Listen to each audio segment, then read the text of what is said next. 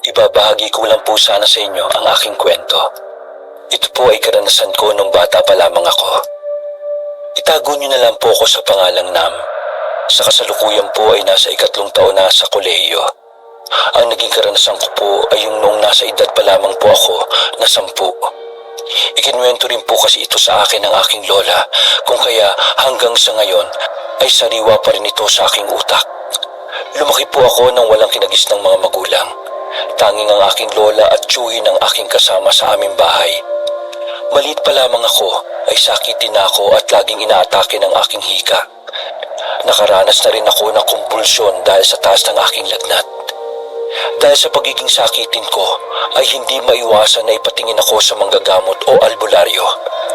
Minsan kasi ay wala kaming pera para ipatingin ako sa doktor. Gumagaling ako sa mga herbal na mga panggagamot, ngunit minsan ay talagang dinadala sa doktor dahil na rin sa hinihika ako at kinakailangan ng mga gamot na nirereseta ng doktor. Kwento po sa akin ng aking lola, nang bata pa po ako ay lapitin rin po ako sa masasamang elemento at maging ng mga tiktik at aswang.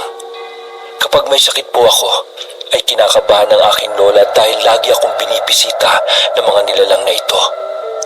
Minsan nga ay may nakikita raw ako na labis kong kinakatakutan, subalit hindi naman nila nakikita. Sabi pa sa akin ng lola ko, sa likod ng aming bahay ay may tinuturo raw ako, pero wala naman nakikita ang aking lola at tiyuhin. Kapag ganun ang mga nangyayari, ay kinakabahan ng aking lola. Tinatawag agad nito ang pinsan nitong manggagamot para tingnan ako.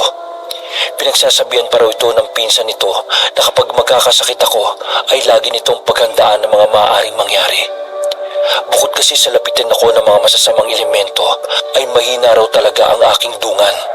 Wala raw akong panlaban sa mga ito at kung naisin man nila akong kunin, ay madali lamang nila ako makukuha. Dahil sa bagay na yon, ay lagi akong may baon na luya sa aking bulsa at asin na inilalagay sa maliit na plastik.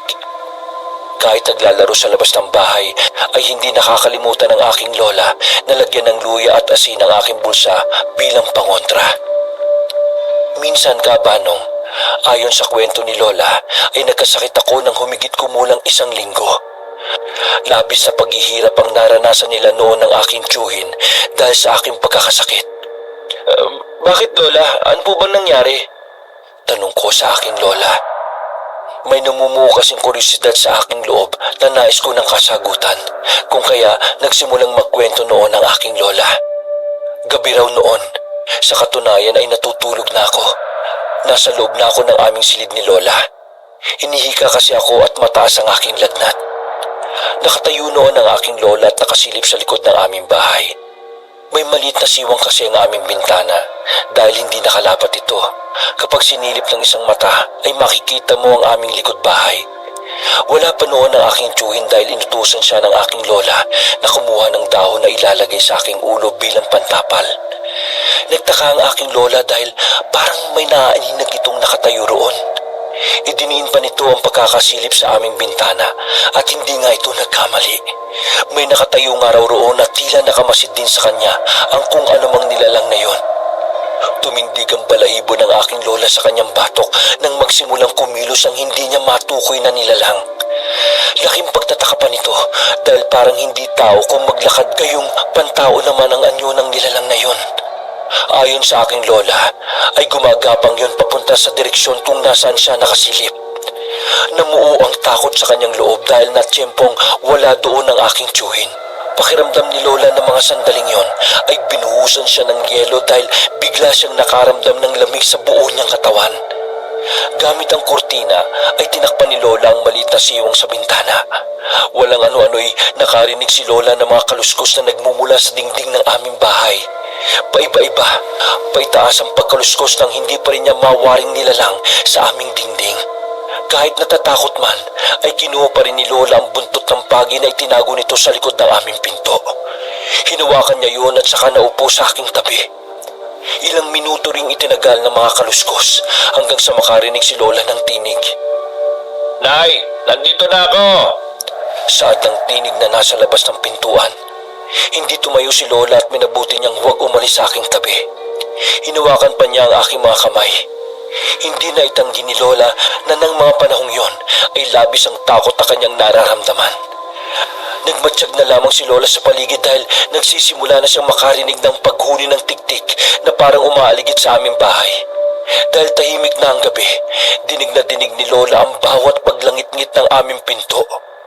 Isinara naman ng bahagya ni Lola ang pinto ng aming silid upang hindi kami mapasok ng kung anumang nilalang na nasa labas.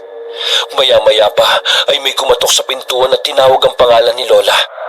Nang mga oras na yon ay ang tiyuhin ko na yon nagdala ang pinakukuhang dahon ni Lola. Pagdating nito ay bigla rin daw nawala ang mga kalusko sa aming dingding. Sinabi pa ni Lola na iniisip pa niya noon na nagbabalat kayo lamang ang aking tiyuhin na nasa harapan nito, kung kaya inihanda nito ang kanyang sarili.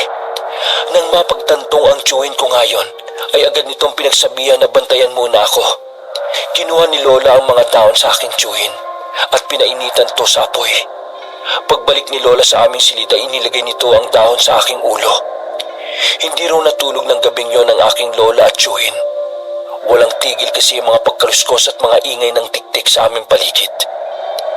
Ilang araw ring nagtagal ang aking hika at saka lagnat, kung kaya nanatili ako nakahiga sa aming silid. Ang ikinatatakot lamang ni Lola at ng tiyo ko ay ang tuwing sasapit ng dilim.